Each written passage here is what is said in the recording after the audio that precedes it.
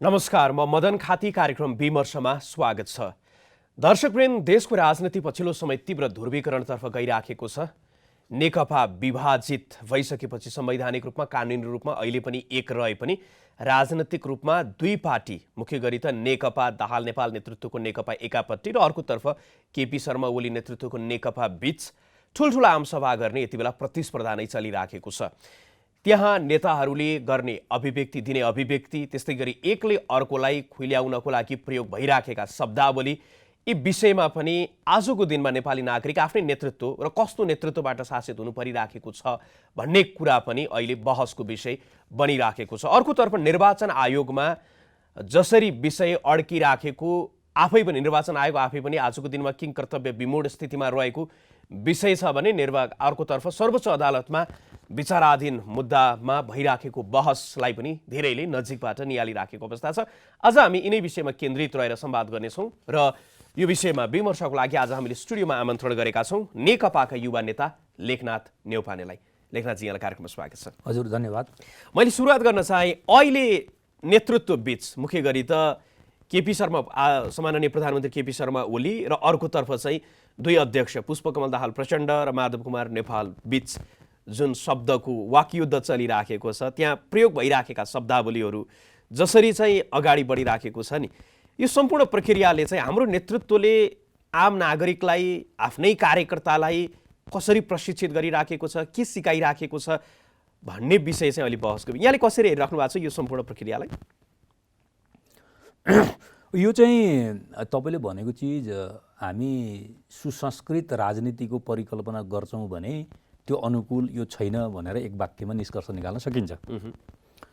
होइन, हामीले अब त्यो सुसंस्कृत राजनीति सङ्गठन, नेतृत्व र त्यसको अभिव्यक्तिको परिकल्पना गरेका छैनौँ र त्यो जरुरी पनि ठान्दैनौँ भने अहिलेका अभिव्यक्तिहरूलाई चाहिँ अस्वाभाविक हिसाबले ठान्नु पर्यो।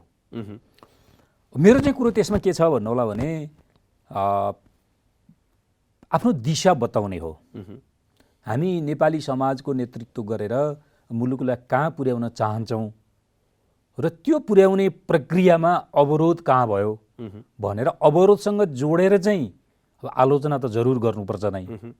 तर मुख्यतः आफूले मुलुकलाई कहाँ लैजान खोजेको हो, कुन कुन स्टेप मार्फत, कुन कुन कार्यक्रमहरू मार्फत नेपाली समाजको रूपान्तरणसहित मुलुकलाई चाहिँ आत्मनिर्भर बनाउन खोजेको हो भन्ने विषयवस्तु चाहिँ अहिलेको सार्वजनिक अभिव्यक्तिको मूल विषयवस्तु हुनुपर्थ्यो। यहाँहरूले चाहिँ ठुल्ठुला आमसभा पनि गर्नुभएको छ। अहिले मात्रै पनि 3वटा, काठमाडौँभन्दा बाहिर विराटनगरमा गर्नुभयो, बुटवलमा गर्नुभयो र धनगढीमा गर्नुभयो। होइन, यी सभाहरूमा यहाँहरूले बताइराख्दाखेरि चाहिँ अहिले पनि कतै न कतै प्रधानमन्त्रीप्रति चाहिँ व्यक्तिगत रूपमा गरिएका टीका टिप्पणी र विगतमा चाहिँ प्रधानमन्त्रीले कसरी आफूलाई अपमानित, मुख्य गरी त नेतृत्वलाई कसरी अपमानित गर्नुभयो भन्ने विषय चाहिँ त्यो प्रमुख रूपमा आइराखेको, संविधानको उल्लङ्घन लगायतको विषय चाहिँ अलिक कम रूपमा आम नागरिकसम्म चाहिँ सम्प्रेषण भइराखेको, यहाँ आफैले त्यो महसुस गर्नुभएको छ? जरुर हामीले सुझाव पनि राखेका छौँ। सार्वजनिक अभिव्यक्तिमा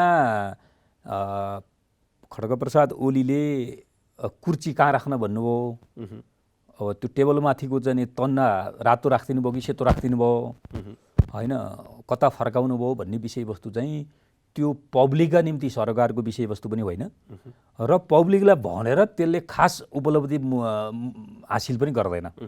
तर त्यस्ता विषयवस्तुहरू ऐन मौकामा पार्टीका माथिल्लो तहका बसाइहरूमा आउनु पर्छ, आउँछ नै, किन त्यो संस्कृतिसँग जोडिया विषय छ। त्योभन्दा बाहिर चाहिँ यस्ता विषयवस्तुहरूले हामीलाई बलशाली होइन, हामीलाई कमजोर नै बनाउँछ। जनतालाई हामीले बुझाउने विषयवस्तु चाहिँ यो पश्चगमन कसरी भयो, यो गैर संवैधानिक कसरी भयो र यसले वाम जनमतलाई खण्डित गर्ने काम र मुलुकलाई अस्थिर बनाउने काम कसरी गर्छ भन्ने कोणबाट चाहिँ आफ्ना दृष्टिकोणहरू सार्वजनिक गर्नुपर्छ भन्ने सुझाव हामीले राखेकै हो। तर हामी लामो यो हुर्काइ जो छ नि, अरूको आलोचना गरेर अथवा अरूलाई गाली गरेर आफू सही सिद्ध हुने हाम्रो संस्कृति, राजनीति संस्कृतिबाट हामी हुर्किएको हुनाले त्यो ट्र्याक बदलिहाल्न चाहिँ नसकेको जस्तो मलाई अनुभूति हुन्छ। आजको दिनमा चाहिँ जनस्तरमा यहाँहरू पुग्दै गर्दाखेरि साँच्चीकै यहाँहरूलाई लागिराखेको त्यो बाहिर ठुल्ठुलो आमसभामा बोल्ने कुरा एउटा भयो, यहाँले पनि यथार्थ कुरा बोल्ने एउटा त्यो प्रकारको परिचय पनि आम नागरिक समक्ष यहाँको स्थापित छ। यहाँलाई भित्रैदेखि चाहिँ नागरिकहरू चाहिँ आजको दिनमा चुनावको पक्षतर्फ गइराखेको देख्नु भएको छ कि संसदकै पुनर्स्थापना हुनुपर्छ भन्ने विषयमा चाहिँ गोलबन्द भइराखेको देख्नु भएको छ तपाईँले? अब नेपाली समाजका विभिन्न आयामहरू छन्, राजनीति बाहेक। राजनीतिक एउटा आयाम भयो, अरू आयामहरू हेर्दाखेरि चाहिँ केपीले नेतृत्व गरेको त्यो समूहभन्दा बाहेक अरू समाजका विभिन्न आयामहरूको नेतृत्व गर्ने पक्षहरू चाहिँ प्रतिनिधि सभा पुनर्स्थापनाको पक्षमा देखियो। यो कुरो त सार्वजनिक भएकै विषयवस्तु हो। तर अब तल पब्लिकहरूको बिचमा व्यक्तिलाई भेट्ने हो भने चाहिँ मैले पाएको प्रतिक्रिया है, यो सार्वभौम नहुन सक्छ, मैले पाएको प्रतिक्रिया चाहिँ आखिर चुनाव केका लागि हो, चुनाव किन गर्ने हो, एउटा चुनावदेखि अर्को चुनावको बिचमा मुलुकले के प्रगति गर्यो र चाहिँ जनसमुदायको चाहिँ जीवनमा के प्रगति आयो भन्ने विषयवस्तुहरू हामीले अनुभूति गर्ने गरी केही पनि हुन पाएन हैन। एउटा निर्वाचनदेखि अर्को निर्वाचनसम्म त केही न केही प्रगति भएको त देखिनु पर्यो नि। त्यसो भने निर्वाचनलाई मान्छेहरूले चाहिँ सकारात्मक हिसाबले बुझ्छन्, त्यो संवैधानिक व्यवस्था अन्तर्गतको निर्वाचनलाई पनि हैन, जो 5 वर्ष चाहिँ परिकल्पना छ निर्वाचनको, सङ्घीय निर्वाचनको, त्यसलाई पनि नागरिकहरूले या मतदाताहरूले अथवा चाहिँ सर्वसाधारण जनताहरूले सकारात्मक रूपमा लिएको म पाउन्न यो कोणबाट। झन् यो त झन्डै 2.5 वर्ष आयु हुँदैमा त्यसपछि हामीले चुनावको कुराकानी गऱ्यौँ हैन। तपाईँको यो विगत 1 वर्षको चाहिँ स्वास्थ्य सङ्कटले निम्त्याएको चाहिँ अस्तव्यस्त जनजीवन, चाहे रोजगारीको कोणबाट होस्, चाहे आर्थिक गतिविधिको कोणबाट होस्, चाहे अरू विभिन्न कोणबाट होस्, त्यसले थिलो भएको बेलामा चाहिँ अरबौँ रुपियाँ खर्च गरेर गरिने चुनाव चाहिँ झन् केका लागि? तिमीहरूलाई सत्तामा पुर्याउनका निम्ति, फेरि मन्त्री बनाएर तिमीहरूलाई अकुत सम्पत्ति कमाउन, वातावरण बनाउनका निम्ति भन्ने स्वर चाहिँ बलशाली छ। मैले त्यो बलशाली देख्छु। अहिले चाहिँ धेरैले यहाँहरूले पनि व्याख्या गरिराख्नु भएको छ कि प्रधानमन्त्रीको कदम जुन प्रतिनिधि सभा विघटनको विषय छ त्यो चाहिँ असंवैधानिक, धेरैजसो केपी शर्मा ओली निकट व्यक्ति र समूह बाहेक चाहिँ सम्पूर्ण देशले त्यसलाई असंवैधानिक भनिराखेको चाहिँ देखिएको छ।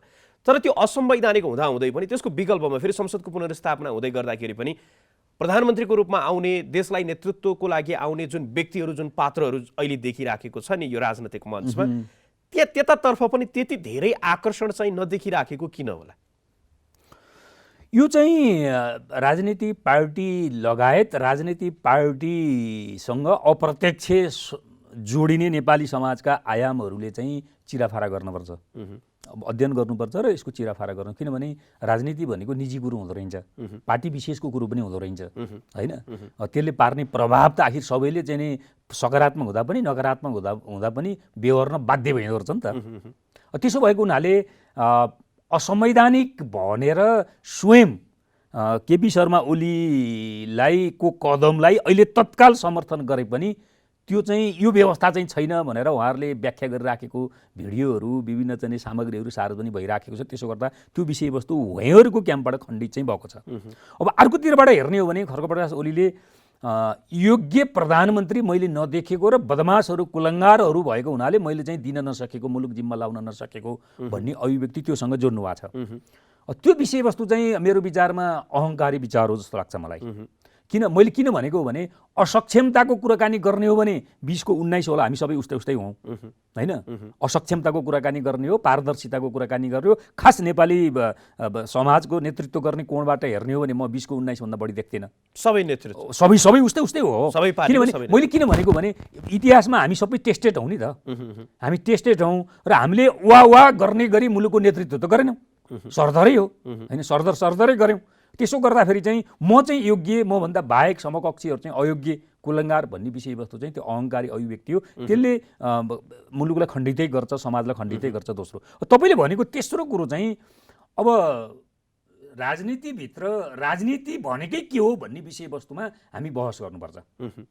एउटा नेता कति वर्ष पार्टीको प्रमुख हुने हो, एउटा नेता कति पटक चाहिँ मुलुकको प्रधानमन्त्री हुने हो, प्रधानमन्त्री भइसकेर कार्यकारी भूमिका निर्वाह गरिसकेको मान्छे फेरि राष्ट्रपति हुने हो कि होइन हैन, हुने हो कि होइन, अथवा के हो, यस्ता विषयवस्तु चाहिँ हामीले राजनीतिक निर्णय मात्रै गरेर हुँदैन कि कानुनी निर्णय पनि हामीले गर्नुपर्ने हुन्छ, व्यवस्था गर्नुपर्ने हुन्छ।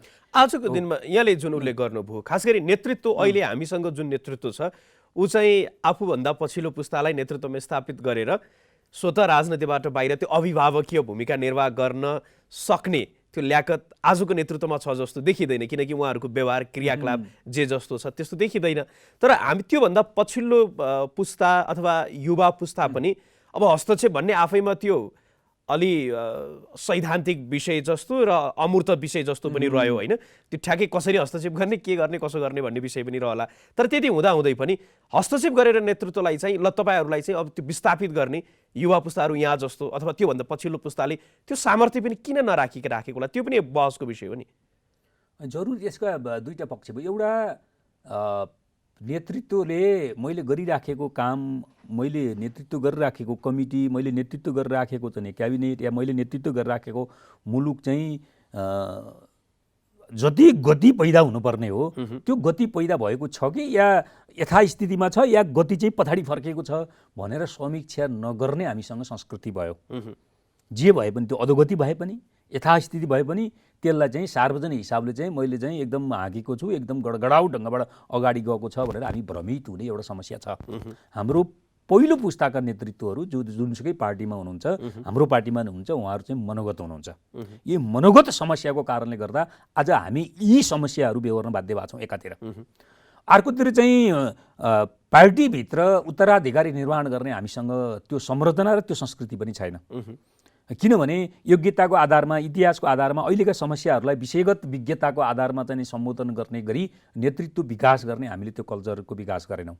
स्वाभाविक प्रक्रियामा जो आउँछ र जो त्यो टिममा बसेर काम गर्छ र आफ्नो टिम हो भनेर चिनिएको छ त्यसलाई चाहिँ अगाडि मात्रै बढाउने, त्यहाँभन्दा दायाँ बायाँ नगर्ने। दोस्रो यो नेतृत्व निर्माण सम्बन्धी हामीसँग समस्या भयो। त्यसकारण दोस्रो पुस्ता तेस्रो पुस्ता नेतृत्वकै रूपमा दाबी गर्न नसक्ने एकातिर।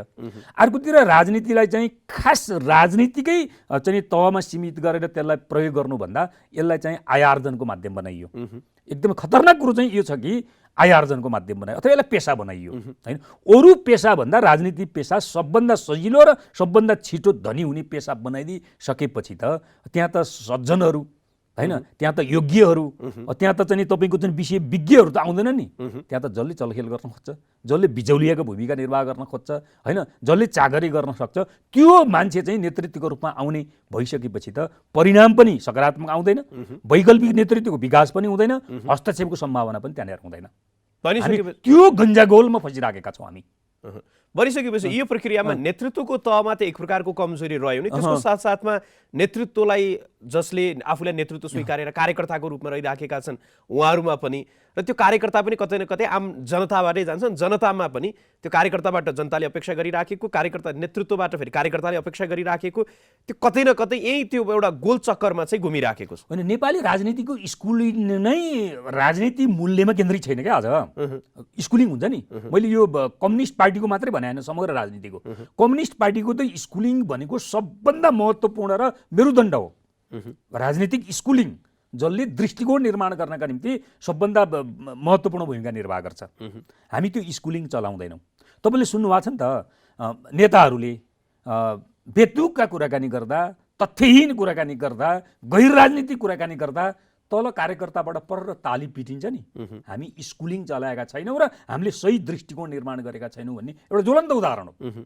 यदि सही दृष्टिकोण हामीले कार्यकर्ताको बिचमा निर्माण गर्ने गरी स्कुलिङ निर्माण गरेका थियौँ भने नेताहरूले यो बेलगाम अभिव्यक्ति गर्ने प्रक्रियालाई हामी लगाम लगाउन सक्थ्यौँ। आज अर्को नागरिकहरू अलबलमा परिराखेको, जति बेला राजावादीहरूले कुनै आन्दोलन गर्छन् त्यहाँ पनि नागरिकहरू पुगेकै छन् होइन। जहाँ आन्दोलन गर्छन् भरिभराउ नै देखिन्छ, यहाँहरूले आन्दोलन गर्दा पनि त्यहाँ पनि भरिभराउ देखिन्छ, केपी शर्मा ओलीले आन्दोलन गर्दाखेरि पनि त्यहाँ पनि भरिभराउ देखिन्छ। यो स्थिति चाहिँ के हो, मान्छेहरूलाई त्यो बुझ्नको लागि यो विषयमा पनि यहाँको विश्लेषण के छ? त्यो त यस्तो छ, हामीसँग जनसङ्ख्या पर्याप्त छ होइन, अनि हामीले पार्टी सदस्य बनाउँदाखेरि मूल्यलाई मानक बनाउँदैनौँ होइन, अथवा समर्थक शुभचिन्तक पार्टी सदस्य बनाउनका निम्ति हामीले मूल्यलाई मानक बनाउने हो भने त्यो स्थिर प्रकारको र अलिकति गुणस्तरीय कार्यकर्ता र समर्थक बन्ने हो, त्यो छैन। त्यसो गर्दाखेरि नेपाली सभामा अर्कोतिर चाहिँ अभाव पनि छ त्यत्तिकै होइन। त्यसो भइसकेपछि के हुन्छ भने त्यहाँ प्रलोभन हुन्छ होइन, तपाईँको आज कम्युनिस्ट पार्टीको सदस्य भएको मान्छे एकै रातमा चाहिँ नि कार्यकर्ताको कुरो नेताको कुरो मतलब जनताको कुरो के गर्ने माथिल्लो तहको नेता पनि होइन। आज चाहिँ नि एउटा पार्टीको चाहिँ नि नेता भइराखेको हुन्छ, एकै रातमा अर्को पार्टीको नेता भइराखेको हुन्छ। हाम्रो त नेतृत्वमै देखियो नि त यो कुरो त होइन। नेतृत्व तहको दृष्टिकोण या चाहिँ नि मूल्यको मानक त त्यति कमजोर छ भने तल जनस्तरमा जहाँ हामीले चाहिँ नि विचारको काम, राजनीतिको काम, सिद्धान्तको काम, संस्कृतिको काम गरेकै छैनौँ, गरेको भए अलिअलि सङ्गठनको काम गरे आउँला, त्यसले त धान्दै जान्दैन नि होइन। यही कारण तेस्रो कुरो के छ भन्नु होला भने म गाउँतिर गइराखेको छु, पब्लिकहरूसँग भेटिराखेको छु, मैले के पाउँछु भन्ने विषय छ। मैले के पाउँछु त्यो त नेतृत्व तहमा नि देखियो। मैले के पाउँछु, मन्त्री पाउँछु, के पाउँछु, राजनीति नियुक्ति पाउँछु भन्ने चाहिँ नि विषयवस्तुलाई चाहिँ नि एउटा नजिरको रूपमा नेतृत्वले पनि स्थापित गरिदियो। त्यो तल जाँदा चाहिँ एउटा मतदाताले, त्यो जुनसुकै पार्टीको मतदाता होस्, मतदाताले म आज आमसभामा जानका निम्ति मैले के पाउँछु या तपाईँलाई मैले समर्थन गर्नका निम्ति मैले के पाउँछु, जब मैले के पाउँछु भन्ने विषयवस्तुमा माथिदेखि तलसम्मको चाहिँ राजनीतिक केन्द्रित हुन्छ, त्योभन्दा विकृत चित्र हाम्रो अरू के हुन्छ र। हामीले त राजनीतिले त सही नीति बनाउने र थाई सरकार मार्फत त्यो सही नीतिलाई कार्यान्वयन गर्ने हो। त्यहाँभन्दा बढी सेवा गर्ने क्षेत्र त हाम्रो केही पनि छैन नि, छ र छैन।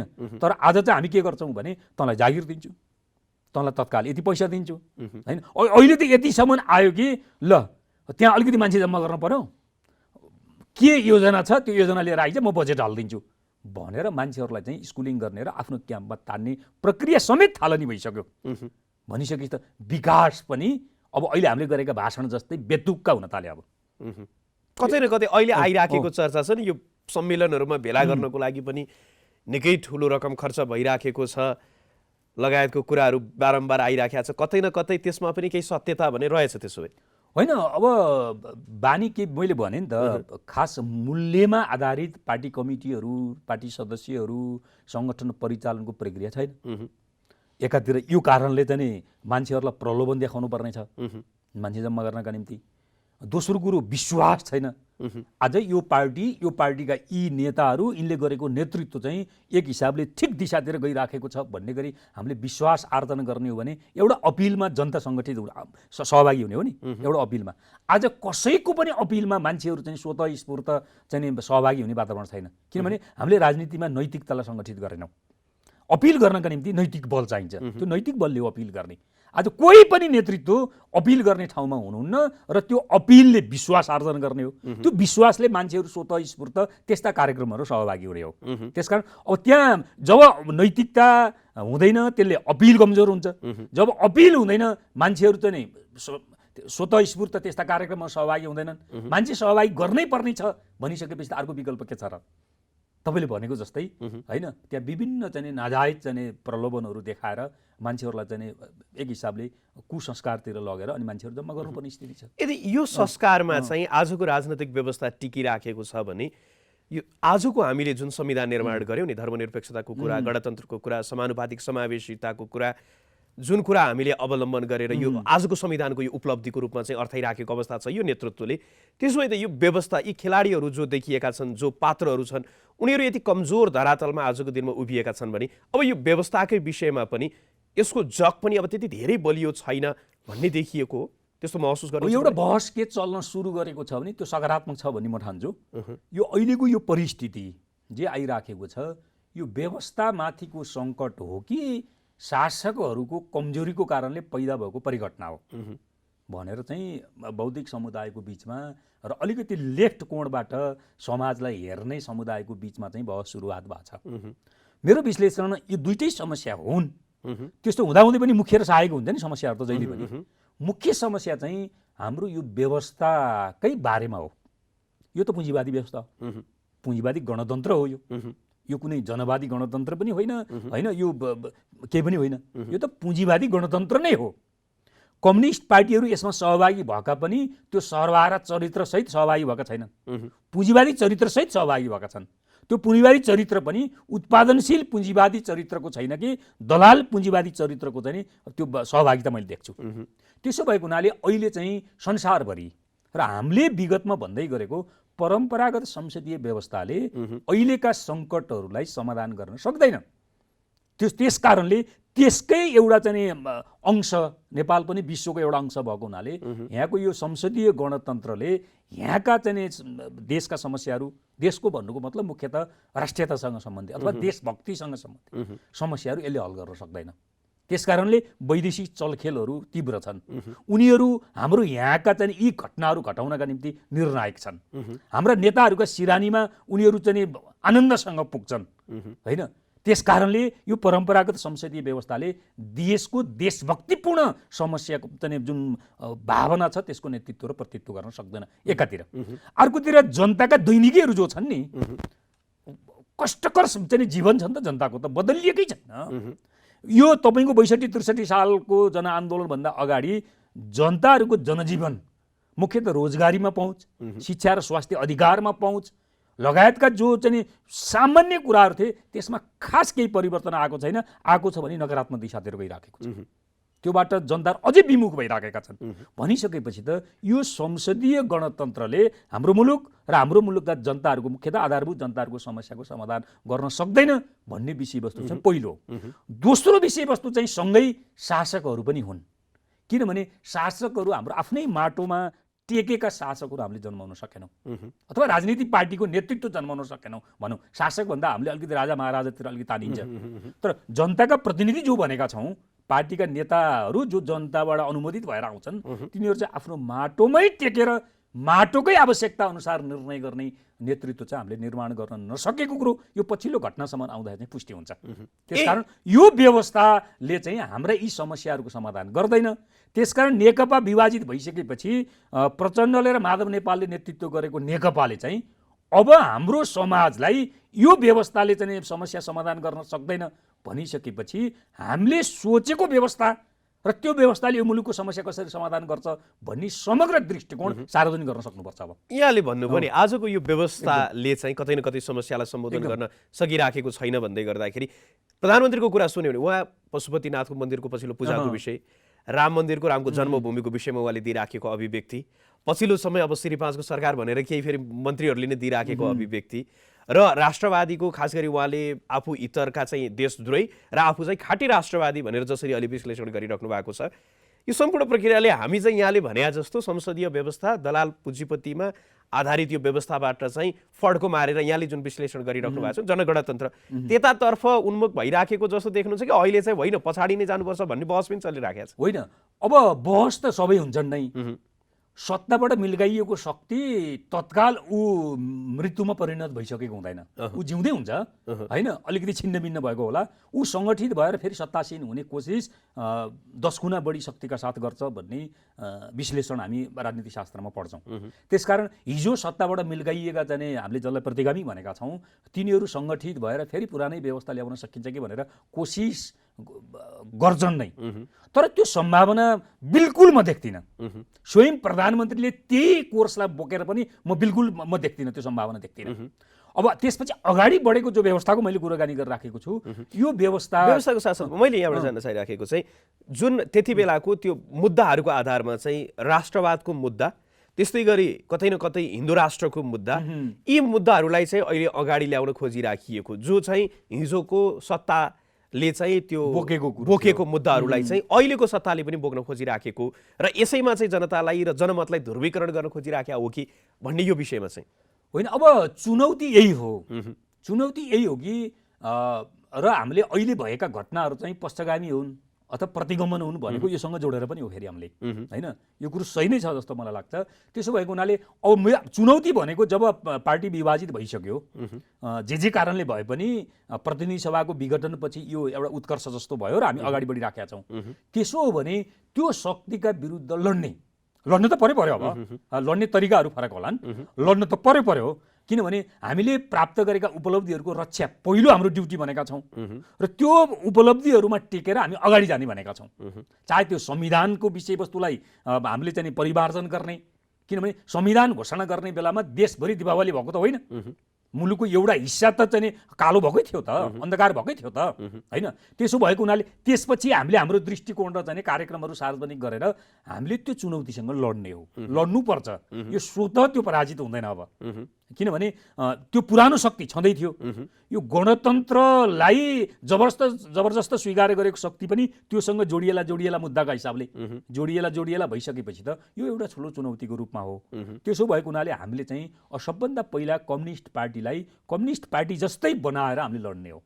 तर आजको दिनमा सम्भावना त्यो हेर्दाखेरि चाहिँ जे देखिराखेको छ, अहिलेको नेतृत्व यहाँहरूले मानिराखेको नेतृत्वले जसरी अगाडि बढिराखेको छ, यसलाई लाग्छ त्यो अहिलेको जे व्यवस्थाकै विकल्प सहित चाहिँ अगाडि बढ्न सक्ने? प्रतिनिधि सभा विघटनपछि आज 1 महिनाभन्दा बढीको समय भइसकेको छ।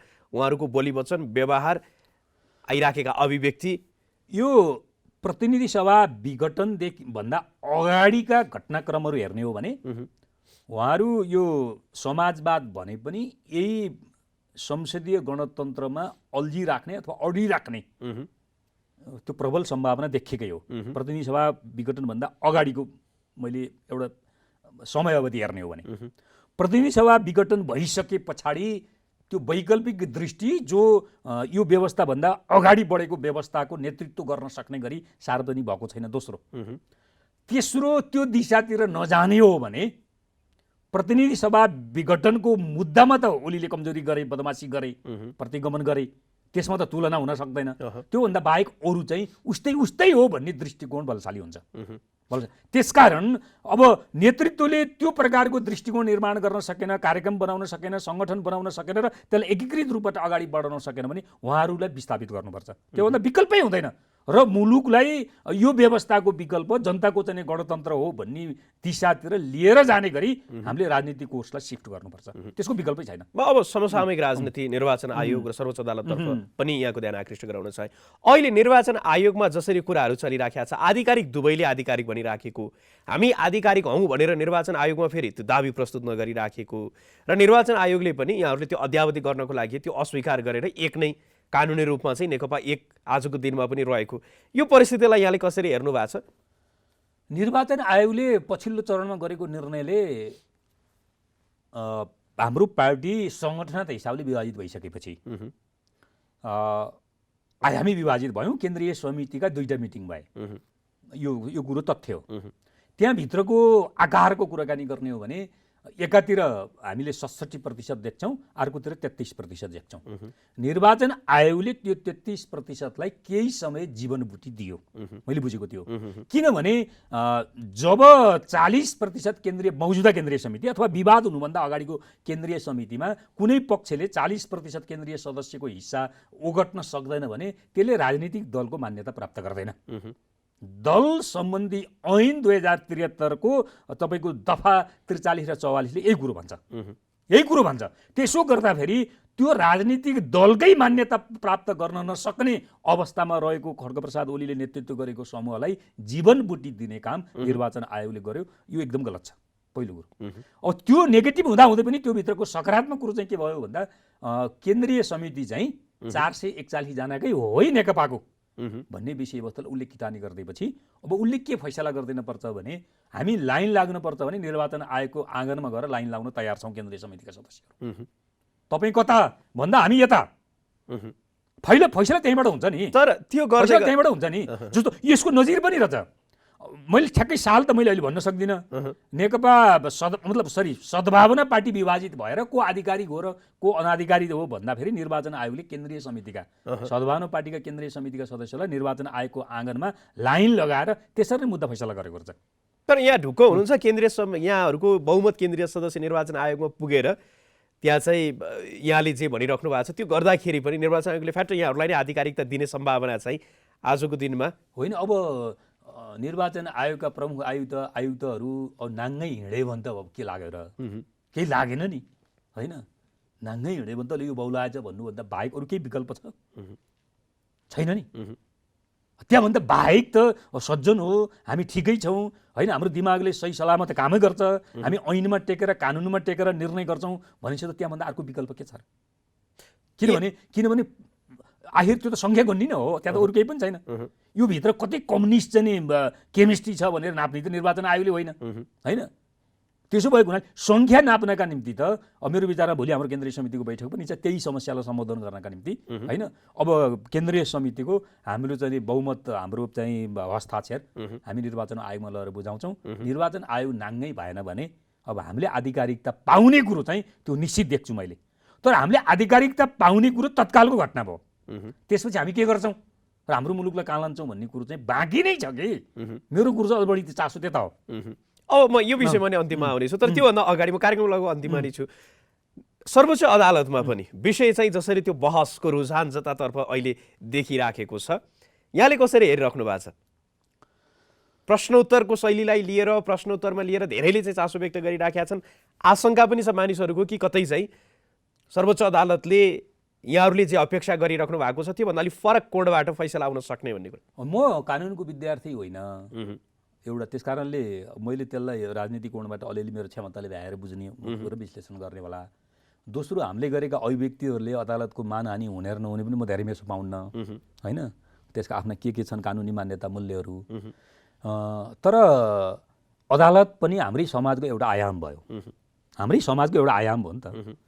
हाम्रो मुलुक अस्थिर हुँदाखेरि मुलुकलाई फाइदा हुन्छ कि घाटा हुन्छ भनेर अदालतले हेर्न सकेन भने, विदेशीहरूको चलफेलको कारणले पनि यस्ता घटनाहरू घटिराखेका छन् भनेर स्वयं अदालतले हेरेन भने होइन, यो अस्थिरताको मतियार त चाहिँ त्यस्ता इन्स्टिट्युसनहरू पनि त हुने भयो नि त भयो। त्यसमा मलाई लाग्ने कुरो के छ भने अदालतको कुरो पनि त्यही हो। न्यायाधीशहरूले संविधानमा मात्रै टेकेर फैसला गरिदिने हो भने प्रतिनिधि सभा पुनर्स्थापनाको विकल्प छैन, विकल्पै छैन होइन। उहाँहरूले चाहिँ 47 सालको संविधान हेरेर फैसला गर्न थाल्नुभयो भने होइन, उहाँहरूले चाहिँ सेता जुङ्गा चाहिँ प्रधानमन्त्रीका काला हुन थालेछन् भनेर फैसला गर्न थाल्नुभयो भने, या पहिलो संविधान सभाको चाहिँ विघटन भएर दोस्रो संविधान सभाको निर्वाचन गर्ने तयारीमा जसरी मन्त्रीमण्डल बन्यो त्यही लोभको कारणले फैसला गर्न थाल्नुभयो भने प्रतिनिधि सभा पुनर्स्थापना नहुन सक्छ। तर त्योभन्दा बाहेक धारा 76 को उपधारा 5बाट बनेको प्रधानमन्त्रीले यदि विश्वासको मत प्राप्त गर्न सकेन भने त्यसले मात्रै प्रतिनिधि सभा विघटन गर्न पाउँछ। संविधानमा त प्रश्नै छ नि होइन। 76 को धारा 1बाट बनेको प्रधानमन्त्री पनि विघटन गर्न पाउँदैन। उपधारा 2बाट बनेको प्रधानमन्त्री पनि प्रतिनिधि सभा विघटन गर्ने उसलाई अधिकारै छैन होइन। त्यसपछि तपाईँको चाहिँ धारा 4बाट उपधारा 4बाट बनेको प्रधानमन्त्रीले विघटन गर्ने चाहिँ अधिकार छैन होइन। त्यसो भइसकेपछि त संविधानकै चाहिँ धारा र उपधारामा टेकेर तपाईँको प्रतिनिधि सभा ठिक छ कि बेठिक छ भनेर फैसला गर्ने हो भने त प्रतिनिधि सभा पुनर्स्थापना हुन्छ। म कार्यक्रमको लगभग अन्तिममा छु। अन्तिममा आगामी दिन कसरी जाने देख्नुहुन्छ यहाँ? मैले भने नि नेकपा विभाजित भइसकेपछि प्रचण्डले र माधव नेपालले नेतृत्व गरेको पार्टीले नयाँ दृष्टिकोण निर्माण सहित नेपाली समाजको अग्रगामी अग्रगामी दिशाको नेतृत्व गर्यो भने अलिअलि अप्ठ्यारो भए पनि मुलुकले एउटा सही दिशा प्राप्त गर्छ जस्तो लाग्छ मलाई। हामीले यही परम्परागत संसदीय गणतन्त्रलाई आदर्श मान्यौँ, अन्तिम गन्तव्य मान्यौँ र चुनावदेखि चुनावसम्मको राजनीतिक कोर्सलाई नै हामी त्यसैमा अडिराख्यौँ र तल तपाईँका चाहिँ गएर राजनीतिका सङ्गठनका अतिरिक्त विचारको काम, सिद्धान्तको काम, संस्कृतिको काम गरेर सङ्गठनलाई चाहिँ हामीले चाहिँ सङ्गठित मतलब जनताहरूलाई सङ्गठित गरेनौँ, कार्यकर्तालाई सङ्गठित गरेनौँ भने यो भद्रगोलबाट नेपाली समाज अगाडि जान्छ। शक्ति केन्द्र, वैदेशिक शक्ति केन्द्रहरूले पनि हाम्रो देशलाई यसरी नै अस्थिर बनाउन चाहिराखेका छन्। नेपालमा राजनीतिक पार्टी र तिनका नेतृत्वहरू पनि माटोमा टेकेर नेतृत्व गर्ने हामीले जन्माउने र निर्माण गर्न सकेनौँ भन्ने कुरो पछिल्लो घटनाले पुष्टि भएको छ। हाम्रा दिनहरू अलिकति दुःखदै हुन्छन् यदि हामीले चाहिँ अलिकति वैकल्पिक दिशा र दृष्टिकोणसहित नेतृत्व गरेनौँ भने। हस्, यहाँले आफ्नो महत्त्वपूर्ण समय हामीलाई उपलब्ध गराइदिनु भयो।